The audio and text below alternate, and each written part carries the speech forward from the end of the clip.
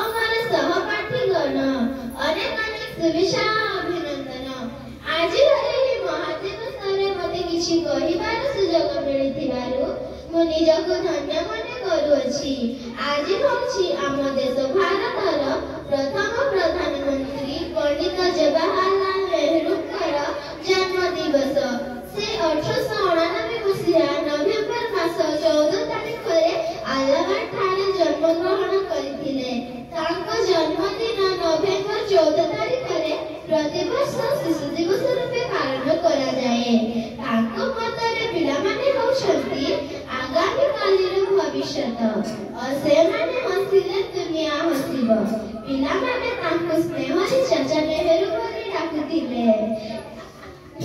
1964 मसीहा नवेम्बर मास 1964 मसीहा मे